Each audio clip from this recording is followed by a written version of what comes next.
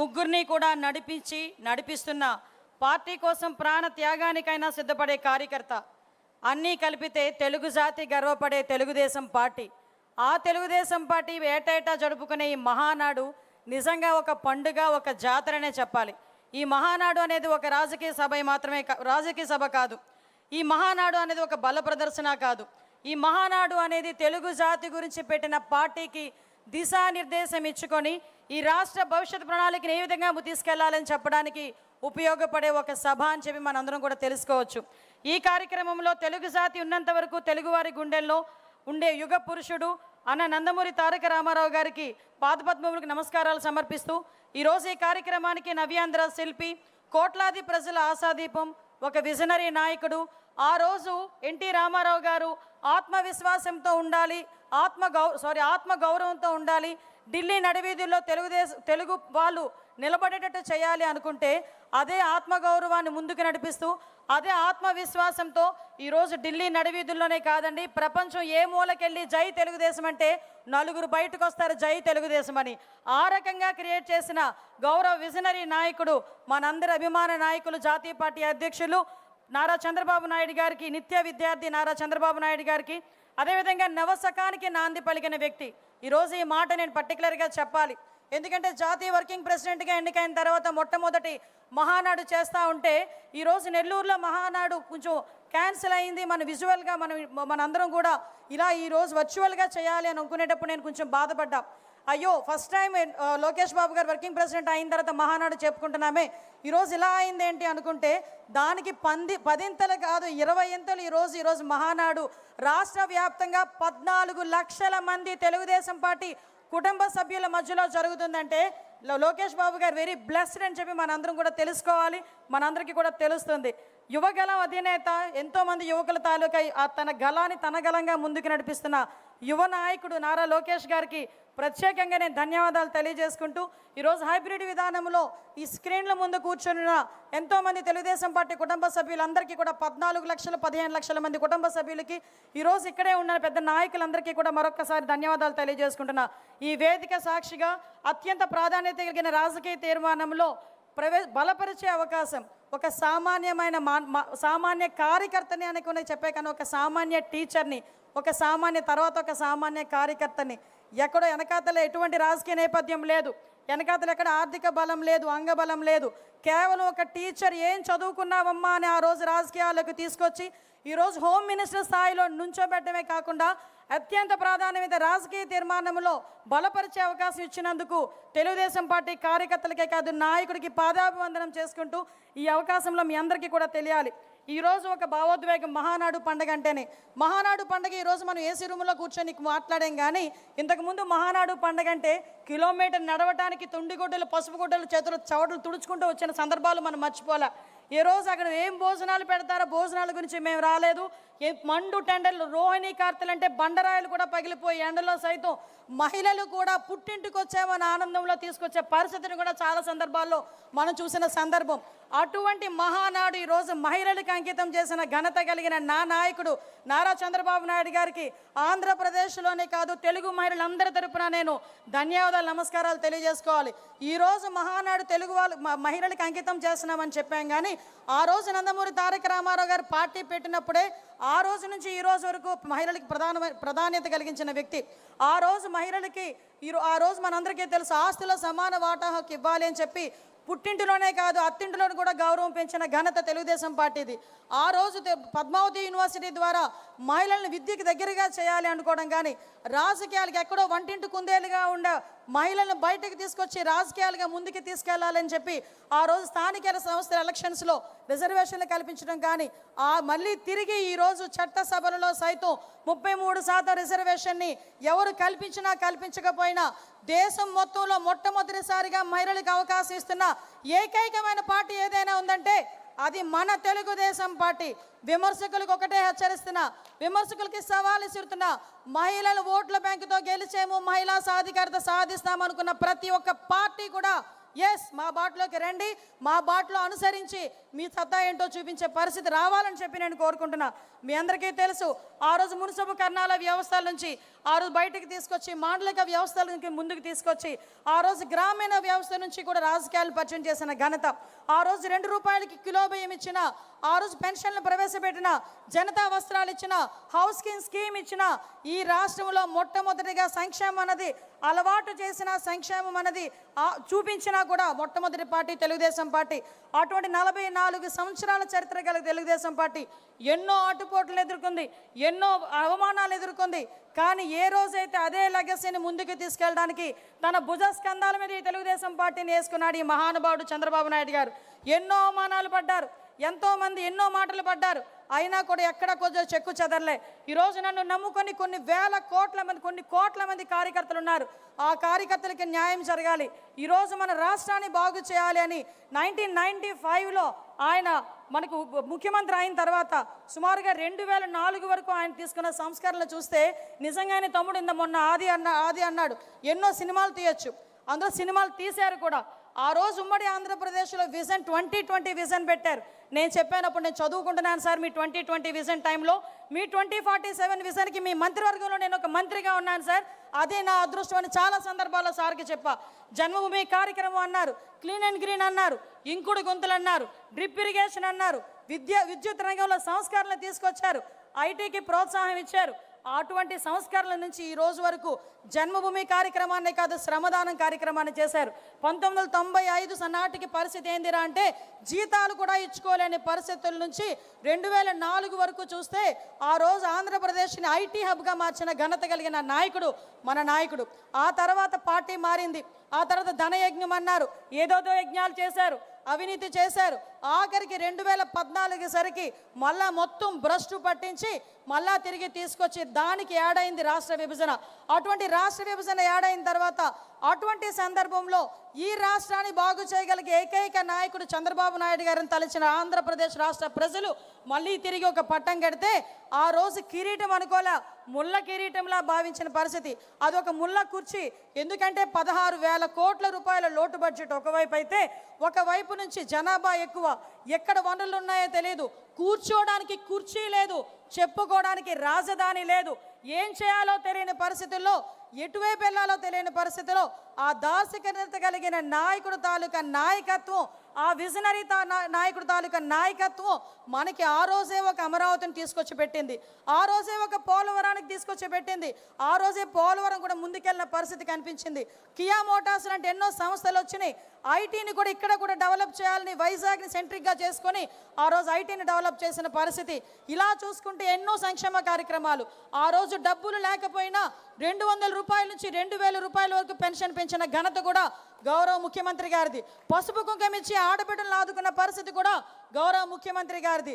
ఆ రోజు నుంచి ఈ రోజు వరకు కూడా మనం చూసుకుంటే ఎన్నో సంస్కరణలు తీసుకొచ్చారు. తర్వాత స్టార్ట్ అయిందండి అసలు బ్యాండ్ బాజా. ఏ దిష్టి తగిలిందో తెలియదు కానీ ఆంధ్రప్రదేశ్ రాష్ట్రానికి ఏదో అంటారు కదా, ఏ చెడుపు తగిలిందో తెలియదు కానీ ఆంధ్రప్రదేశ్ రాష్ట్రానికి 2019-24 నిజంగా చెప్పాలంటే ఒక డిస్ట్రాక్షన్. ఎలాంటి డిస్ట్రాక్షన్, ఎలాంటి విధ్వంసం అంటే ఇందాక చాలామంది నాయకులు చెప్పారు విధ్వంసం ఎప్పుడెప్పుడు విన్నామా అని. కానీ ఏ రోజైనా 2014లో సీఎంగా ముఖ్యమంత్రి చంద్రబాబు నాయుడు గారు సంతకం పెట్టేది పెన్షన్ల సంతకం పెట్టారు. 2024లో కూడా మొట్టమొదటి సంతకం మెగా డిఎస్సీ మీద, అదేవిధంగా ల్యాండ్ టైటిలింగ్ యాక్ట్ మీద, అదేవిధంగా మన పెన్షన్స్ మీద పెడితే ఈ మహానుభావుడు గొడ్డలిపాటి నాయకుడు ఆ రోజు ప్రమాణ స్వీకారం చేసిన తర్వాత అతను చేసిన మొట్టమొదటి పని ఏందిరా అంటే ప్రజావేదికని కూల్చడం. ఎంత సైకో కాకపోతే అదే ప్రజావేదికలో కూర్చుంటాడంట, అదే ప్రజావేదికలో ఐఏఎస్ ఆఫీసర్లతో మీటింగ్ పెడతాడంట, బయటకు వచ్చి దీన్ని కూల్చేయండి అని చెప్పాడంటే ఆ రోజు నుంచి సైకో పరిపాలన కొనసాగింది అని చెప్పడానికి అది మొట్టమొదటి ఉదాహరణగా మనం భావించవచ్చు. ఆ రోజు మొదలైన విధ్వంసం మన చంద్రబాబు నాయుడు గారి ఇంటి దగ్గర తాళ్ళతో గేట్లు కట్టారు. ఆ రోజు మేమందరం కూడా ప్రత్యక్ష సాక్షులమే. మన చంద్రబాబు నాయుడు గారు ఏదైనా విషయం మీద పోరాటం చేయడానికి మన సీఎం గారు వెళ్తే ఆఖరికి ఎందుకు ఇవన్నీ గుర్తు చేస్తాడు, గుర్తు చేయాలి, మనం మర్చిపోకూడదు. మనం పడిన గాయాల్ని, మనం పడిన దెబ్బల్ని మనం మర్చిపోతే ముందుకెళ్ళలే. ఇది నా నాయకుడు నాకు చెప్పిన నీతి. కాబట్టి మీ అందరికీ కూడా ఈరోజు చెప్పాలని ఉద్దేశంతోనే చెప్తున్నా. ఒక 5 నిమిషాలు టైం తీసుకొనైనా ఎందుకు చెప్తున్నానంటే ఆ రోజు కట్టిక నేల మీద ఎయిర్పోర్ట్లో ఎన్నో సందర్భాల్లో కూర్చున్న ప్రత్యక్ష సాక్షులు మేము ఇక్కడ ఉన్న వాళ్ళందరం కూడా అదే రోజు ఎన్నో అవమానాలు పడ్డారు. ఎంతోమంది నాయకులను జైల్లో పెట్టారు, ఎంతోమంది నాయకులు ఇళ్ళ దగ్గరికి వెళ్ళి కూల్ చేశారు. ఆ రోజు పరదాలు ఉన్నాయి, చెట్లు కొట్టే పరిస్థితులు, ప్రివెంటివ్ అరెస్టులు, హౌస్ అరెస్టులు, ఎటు చూసినా గగ్గోలు. అమరావతి కావాలని రోడ్డు మీదకి వస్తే ఆడబిడ్డల్ని బూటి కాలుతో తన్నిన సందర్భాలు. ఇది ఏంటి తప్పు అంటే మాస్క్ అడిగిన పాపానికి సుధాకర్ని పిచ్చోడిని చేసిన సందర్భాలు. ఇది ఏంది అని అడిగితే డ్రైవర్ సుబ్రహ్మణ్యాన్ని చంపి డోర్ డెలివరీ చేసిన సందర్భాలు. వీటన్నిటి గురించి పోరాటం చేస్తున్నామంటే మాలాంటి వాళ్ళ మీద కూడా అట్రాసిటీ కేసులు పెట్టిన సందర్భాలు. అటువంటి సందర్భంలో నిజంగా ఒక్కగానొక్క కొడుకు ఈ సందర్భంలో నేను నారా భువనమ్మకి నేను థ్యాంక్స్ చెప్పాలి. ఎందుకంటే ఏ తల్లి చెయ్యని ఆ రోజు ధైర్యం ఆ తల్లి చేసింది ఈ రాష్ట్ర ప్రజల గురించి. ఏమండి ఆ కుటుంబం ఎప్పుడు ఈ రాష్ట్ర ప్రజలకు అంకితం అయిపోవడమేనా? ఆ రోజు నేను భయపడ్డా. అదే యువగలం పేరిట యువత తాలూకా గలాన్ని ముందుకు తీసుకొని ముందుకు నడుస్తూ ఉంటే ఎన్ని మాటలు అన్నారండి. చేతిలో మైక్ లాక్కున్నారు, నుంచున్న స్టూల్ లాక్కున్నారు, వేసిన స్టేజ్ లాక్కున్నారు, బయటకు వస్తే కరెంటు తీసేశారు, ఒక సరైన ప్రొటెక్షన్ ఇవ్వలేదు, రాళ్ళు ఇసిరేవాళ్ళు, గుడ్లు ఇసిరేవాళ్ళు. అయినా అన్నిటికీ తట్టుకున్నాడు ఆ పెద్ద మనిషి. నిజంగా పెద్ద మనిషి అనాలి, ఎందుకంటే నేను నాకన్నా చిన్నోడైనా పెద్ద మనిషి అనాలి. ఆ రోజు ఈ రాష్ట్ర భవిష్యత్తు గురించి, ఆ రోజు అతనికి అధికారం కొత్త ఏం కాదు, తాత సీఎం, నాన్న సీఎం, ఆఖరికి ఆయన అప్పటికి మంత్రి పదవి చేసిన వ్యక్తి అయినప్పటికీ కూడా ఈ రాష్ట్ర యువత గురించి నేను ముందుకు రావాలి అని చెప్పుకొని వచ్చారు. ఈరోజు రెడ్ బుక్ అని మాట్లాడుతున్నారు. నీకులాగా గొడ్డళ్ళు చేతిలో పెట్టి కత్తులు చేతిలో పెట్టి యువకులను ముందుకు నడిపించే పార్టీ మాది కాదు. ఆ రోజు నుంచి ఈ రోజు వరకు అతని చేతిలో రాజ్యాంగం ఉంది. ఆ రాజ్యాంగాన్ని పట్టుకునే పాదయాత్ర చేశాడు. ఈ రాజ్యాంగానికి అనుగుణంగా నేను పాదయాత్ర చేస్తున్నా, ఈ రాజ్యాంగానికి అనుగుణంగా నేను పరిపాలన చేస్తామని చెప్పి ఆ రోజు ప్రజల నమ్మకాన్ని చూరగొని ఈ రోజు ఈ కుర్చీలో కూర్చున్న సందర్భాన్ని కూడా మేమందరం చెప్పాలి. ఈరోజు అటువంటి సందర్భంలో ఈరోజు మనందరం చూసాం.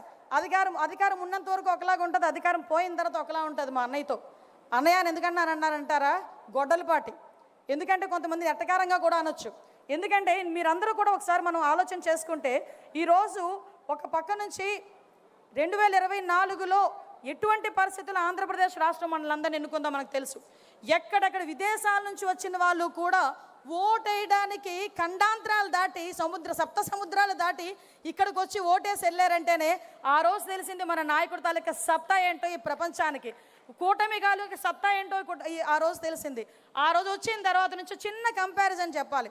ఆ రోజు ఒక దళితుడిని డోర్ డెలివరీ చేసి చంపేసి డోర్ డెలివరీ చేస్తే అదే చంపిన వాడిని ఇంట్లో పెట్టుకొని కౌన్సిల్కి పంపించి ఈ రోజుకి కూడా రక్షించే ప్రయత్నం చేస్తే నా నాయకుడు, మనందరి నాయకుడు P4 విధానంలో బంగారు కుటుంబాలను తయారు చేయాలని మార్గదర్శులతో కూడా వెళ్ళి ఆ దళిత కుటుంబంలోని తాలూకా విధి విధానాలు ఎలా ఉన్నాయి చూడటానికని వెళ్ళి అదే దళిత కుటుంబం వంటగదిలోకి వెళ్ళి టీ పెట్టి ఆ కుటుంబానికి ఇచ్చి తను కూడా వాళ్ళతో తాగిన నాయకుడు ఎవరైనా ఉన్నారా?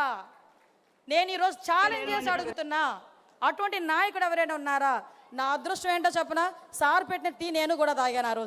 ఆ రోజు నేను కూడా సార్ మీటింగ్లో ఉన్నా. ఆ రోజు నేను అన్నా, సార్ మీరు ఈ టీ ఎప్పుడైనా బోనముకి పెట్టించారో లేదో కానీ మా అందరికీ పెట్టే, నిజంగా మేము అందరం అదృష్టవంతులం సార్ అని. అటువంటి నాయకుడు అండి నా నాయకుడు. ఏం మాట్లాడతావయ్యా జగన్మోహన్ రెడ్డి, నువ్వు అక్కడెక్కడో కూర్చొని ఏం రాజకీయాలు చేస్తావయ్యా? నీ రాజకీయం ఎలా ఉంటుందో చెప్పనా? బాపట్లలో వరదలు వచ్చి రైతులందరూ కూడా నష్టపోయారంటే వరి కంకులు మునిగిపోయి మనమైతే ఏం చేస్తామండి, ప్యాంటు సగానికి మడత పెట్టేస్తాం. మా సార్ అయితే అది మడత కూడా పెట్టరు, దిగిపోతారు, ఆ బురదలోకే దిగిపోయి ఏం జరిగిందని చూసుకొని దగ్గరికి వెళ్ళి రైతు భుజం మీద చేసి మాట్లాడొస్తారు. కానీ మనాడు హైటెక్ కదా, మనాడు ఏం చేశాడంటే అంతవరకు రెడ్ కార్పెట్ వేసుకున్నాడు. రెడ్ కార్పెట్ మీద వెళ్తే ఇక్కడెక్కడో ఈయన ఉంటాడు, అక్కడెక్కడో రైతు ఆ కంకిలు తీసి ఇలా చూపిస్తుంటాడు అన్నమాట. అప్పుడు ఆయన అది చూసి అది డ్రోన్ షాట్లు వేస్తారు, అది చూసి ఈయన అనుకుంటాడు అనమాట. బుడమేరుకి నేను ప్రత్యక్ష సాక్షిని. బుడమేరు వచ్చినప్పుడు సుమారుగా వారం రోజుల పాటు ఎక్కడ తిన్నారో, ఎక్కడ పడుకున్నారో, ఎక్కడ రెస్ట్ తీసుకున్నారో తెలియదు. తెల్లవారుజాము 4 గంటలకి ఆ రోజు బుడమేరు వచ్చిన రోజు నన్ను చూసి సార్ అన్నారు, అమ్మ అనితే వెళ్ళి పడుకో అని. టైం చూసా 4 అయింది, పర్లేదు లేండి సార్ వెళ్దామండి అన్నా. మళ్ళీ అట్నుంచి వచ్చారు 6 అయింది. 6 గంటలకి అధికారులందరినీ కూర్చోబెట్టి రివ్యూ చేస్తున్నారు. రివ్యూ చేస్తే సడన్గా సార్ అన్నారు, సార్ టైం చూసుకోవాలి 6 గంటలని. సడన్గా ఎలా చూసి అన్నారు, 7 గంటలకు అందరం 6:30కి అందరం కలుద్దామా అన్నారు. కార్తికేయ మిశ్రా గారు కూడా ఆ రోజు ఐఏఎస్ ఆఫీసర్ ఉన్నారు. ఇలా చూసి ఇంకెందుకు సార్ ఇక్కడే ఉండిపోతాం సార్, మీరు వెళ్ళి కాసేపు రెస్ట్ తీసుకొని రండి సార్ అన్నారు. అప్పటి వరకు మేము కూడా టైం చూడలే, అప్పుడు టైం 6. అంటే ఆ రోజు డే మొదలుకొని నెక్స్ట్ డే వరకు కూడా నీటిలోకి దిగారు, నీటిలో చూశారు, బురదలోకి దిగారు. ఆఖరికి మళ్ళా తిరిగి ఒక సామాన్యమైన పరిస్థితి వచ్చినంత వరకు కూడా ఆ ప్లేస్ని వదిలి కూడా రాలేదు. అది నా నాయకత్వం అంటే. ఏం మాట్లాడతాడు ఈరోజు కూర్చొని? ఈరోజు మనం అధికారంలో ఉంటేనే నాయకత్వం చేయడం కాదు. ఈరోజు సార్ సిద్ధాంతం ఎలా ఉంటుందంటే, అధికారం కోల్పోయినప్పుడు బాధపడడం కాదు, అధికారం లేకపోయినా అధికారం ఉన్నా కూడా పేదవాడికి సేవ చేసి లేకపోయినప్పుడు ఆయన బాధపడే తత్వం ఉన్న నాయకుడు. కాబట్టి అధికారం ఉన్నా లేకపోయినా నేను ప్రజల పక్షాన పోరాడతాను అని చెప్పి ఆ రోజు నుంచి ఈ రోజు వరకు కూడా పోరాటం చేస్తూనే ఉన్నారు. ఎందుకు చెప్తున్నానంటే, మళ్ళా వాళ్ళు తిరిగి మొదలుపెట్టారు. మొన్నటి వరకు ఎలక్షన్ ముందు వరకు వివేకానందరెడ్డి హత్య చంద్రబాబు నాయుడు గారు చేయించారని నారాసుర రక్త చరిత్ర అని ఒక గొడ్డలు పెట్టారు. ఈ 5 సంవత్సరాలు అతగాడే కదండి సీఎం, అతగాడే కదా 5 సంవత్సరాల సీఎం. 19 నుంచి 24 వరకు వాళ్ళ బాబాయ్ చనిపోయిన తర్వాత 5 సంవత్సరాల వరకు. మరి ఆ రోజు ఏం చేశారండి అని అడుగుతుంది నేను కాదండి బాబోయ్, వాళ్ళ చెల్లెళ్ళు అడుగుతున్నారు. ఆ సునీతమ్మన ఆ పక్కనున్న బాబు ఆవిడ షర్మిలమ్మ అడుగుతున్నారు. కనీసం ఆ రోజు మాట్లాడకుండా మళ్ళీ ఈ రోజు నిన్న మొన్న బయటకు వచ్చి చంద్రబాబు నాయుడు గారే చేశారంట. అంటే చెప్పేవాడికి అదే అంటారు కదా, వినేవాడు లోకువా అని. ఈరోజు మేము ప్రజలు వింటున్నారు అనుకొని నోటుకు వచ్చినట్టు చెప్పే సందర్భాలు.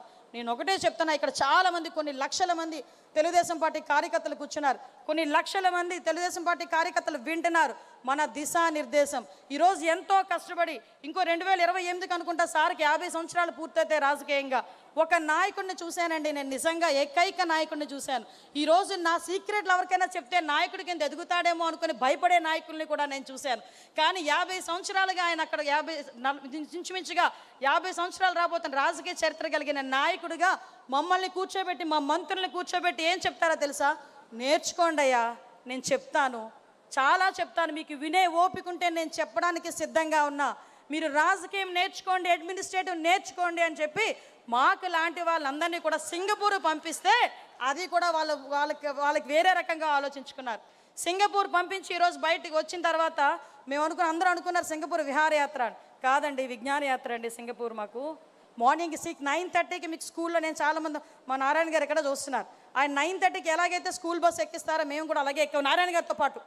నారాయణ గారు కూడా ఆ రోజు 9:30కి స్కూల్ బస్ ఎక్కినట్టుగా కారు ఎక్కాం. ఎక్కి ఈవినింగ్ 7, ఒక్కొక్కసారి 7:30కి కూడా ఎక్కిన సందర్భాలు కూడా ఉన్నాయి. అటు నుంచి 7 o'clock తీసుకొచ్చి పడేసేవారు మమ్మల్ని. Of course it's a wonder. నిజంగా అలాంటి చోట నేర్చుకోవాలి. ఎందుకు చంద్రబాబు నాయుడు గారు నేర్చుకోమంటారని చెప్పడానికి అదొక ఉదాహరణ. ఇలాంటి నాయకుడు ఉన్న తర్వాత, ఇలాంటి వ్యక్తిత్వం ఉన్న తర్వాత ఇంకొకటి చెప్పి నేను ముగిస్తానండి.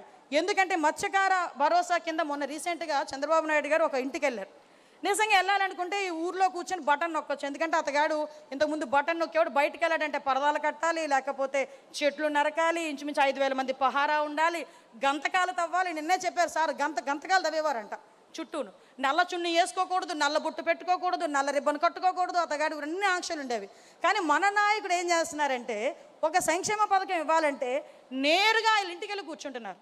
వాళ్ళ ఇంటికి వెళ్ళి ఉండడమే కాకుండా వాళ్ళు చేపలు ఎలా కొంటున్నారు, ఎలా అమ్ముతున్నారు, జీవన విధానాలు తెలుసుకొని ఆయన వాళ్ళతో పాటు, నేను ఎందుకు ఇది మెన్షన్ చేస్తున్నానంటే, వాళ్ళతో పాటు కింద కూర్చొని భోజనం చేశారు. కొంతమంది నాయకులు ఉంటారండి, కొబ్బరికాయ కొట్టాలంటే పంతులు వెళ్ళి రాయి ఎత్తారు పైకి. కొబ్బరికాయ కొట్టాలంటే పంతులు రాయి ఎత్తితే అప్పుడు కొబ్బరికాయ కొడతాడు. అలాంటి వాళ్ళు కూడా ఇతని తాలూకు వయసు గురించి మాట్లాడుతున్నారంటే ఇంక సిగ్గుందా అని అడుగుతున్నాను ఈరోజు. అటువంటి ఒక సైకో గొడ్డలి పార్టీ నాయకులు మళ్ళా బయటికి రావడానికి, కళ్ళబొల్లి బాటలు బయటికి రావడానికి ప్రయత్నం చేస్తున్నారు. నేను ఒకటే చెప్పబోతున్నా ఈరోజు ఒకటే చెప్పబోతున్నా. మన నాయకులందరూ ఉన్నారు, కార్యకర్తలు ఎలాంటి వాళ్ళు మనకు తెలుసు. ఈరోజు గౌరవ నారా లోకేష్ గారు ఈరోజు ఎన్నో కంపెనీలు తీసుకొచ్చి, ఇంకొక విషయం చెప్పాలి, మన సాధారణంగా మన ఇంట్లోనే జంజీస్ అని జనాల్ఫాస్ జనరేషన్స్ అన్నీ ఉన్నాయి. వాళ్ళకి అర్థం కానిది ఏంటంటే, మా జనరేషన్కి ఉద్యోగాలు ఇచ్చింది ఆయనే, ఇప్పుడున్న జనరేషన్కి ఉద్యోగాలు ఇస్తున్నది ఆయనే, జనాల్ఫాకి కూడా ఉద్యోగాలు ఇవ్వబోయేది ఆయనే. దానికి సంబంధించిన కార్యాచరణ 2047 వరకు చేతిలో పట్టుకొని తిరుగుతున్నారండి ఈయన. ఇలాంటి వ్యక్తులు ఉన్నంత వరకు జనాల్ఫా కాదు కదా, జంజీస్ కాదు కదా, ఎవరైనా చదువుకుంటే చాలు మీ ఇంటికి ఉద్యోగాలు తీసుకొచ్చే స్థాయికి మేము తీసుకొస్తామని గౌరవ నారా లోకేష్ గారు ముందుకొచ్చి చెప్పే సందర్భాలు కూడా ఉన్నాయి. ఇంకా 28 సెకండ్లు ఉంది సార్. ఇంకొక విషయం కూడా చెప్తున్నాను సార్, నారా లోకేష్ గారు తీసుకొస్తున్న ఐటీ కంపెనీలకి ఇంతకుముందు మేము చదువుకునేటప్పుడు ఉద్యోగాల గురించి మేము వెయిట్ చేసేవాళ్ళవి. కానీ ఇప్పుడున్న జనరేషన్ ఏం అదృష్టవంతులయ్యా, ఉద్యోగాలు మీ గురించి వెయిట్ చేస్తున్నాయి. దట్ ఈస్ జెన్జీస్ నిజంగా చెప్పాలంటే అదృష్టవంతులు అని చెప్పి ఈరోజు చెప్పాలి. అటువంటి నాయకులు ఉన్న చోట, అటువంటి నాయకత్వం పనిచేస్తున్న చోట దీన్ని నిలబెట్టుకోవాల్సిన అవసరం ఉంది, దీన్ని సస్టైన్ చేయాల్సిన అవసరం ఉంది. మన రాష్ట్రం బాగుపడాలన్నా, మన కుటుంబాలు బాగుపడాలన్నా, మన విలువలు పెరగాలన్నా, మనం గౌరవంగా బతకాలన్నా ఈ ఎన్డీఏ కూటమి గవర్నమెంట్ ఈరోజు ముందుకెళ్లాల్సిన అవసరం ఉంది. ఇంకో 15 సంవత్సరాలు కాదు, 20 సంవత్సరాలైనా ఇదే గవర్నమెంట్ ముందుకెళ్తేనే 2047 నాటికి ప్రపంచంలోనే మొదటి స్థానంలో ఆంధ్రప్రదేశ్ ఉంటుంది అని రాసి పెట్టుకోమని ఈ మహానాడు సాక్షిగా చెప్తున్నా. దీనికి ప్రతి ఒక్క కార్యకర్త కూడా ముందుకు రావాలి. ఇప్పుడు జరిగే ప్రతి ఎలక్షన్ మనదై ఉండాలి. ఇందాక చంద్రబాబు నాయుడు గారు వీడియో ఒకటి వేస్తున్నప్పుడు చంద్రబాబు నాయుడు గారు అని నేను అని చెప్పినప్పుడు ఇక్కడ ఉన్న వాళ్ళందరం కూడా క్లాప్స్ కొట్టాం. ఆ మాట పదే పదే పదే పదే వినాలి అని చెప్పి ఇక్కడ సంకల్పం తీసుకొని వెళ్దాం. ఆయన ఎవరేం చేయగలరండి? 24 క్లైమోర్ మైన్స్ ఏం చేయలేకపోయినాయి. ఆయన దృఢ సంకల్పం అలాంటిది, అతని తాలూకా తపన అలాంటిది. మనకి ఏదైనా మంచి చేయాలని తపన, అటువంటి తపన కలిగిన నాయకుడు, తపన కలిగిన యువ నాయకుడు సారథ్యంలో ఈరోజు మనందరం పనిచేస్తున్నాం. దీనికి మనందరం గర్వపడుతూనే దీన్ని ముందుకు తీసుకెళ్లే బాధ్యత కూడా మనందరం కూడా తీసుకుందామని మీకందరికీ కూడా తెలియజేసుకుంటూ, ఒక మంచి రాజకీయ తీర్మానం, ప్రెస్టేజ్గా ఉండే ఒక రాజకీయ తీర్మానం మీద మాట్లాడే అవకాశం, దాన్ని బలపరిచే అవకాశం ఇచ్చినందుకు మరొక్కసారి మీ అందరికీ కూడా మనస్ఫూర్తిగా పాదాభివందనం చేసుకుంటూ, నా నాయకుడికి, నా పార్టీకి నేను, నా కుటుంబం ఎల్లప్పుడూ రుణపడి ఉంటామని తెలియజేసుకుంటూ సెలవు తీసుకుంటున్నా. జై హింద్, జై తెలుగుదేశం.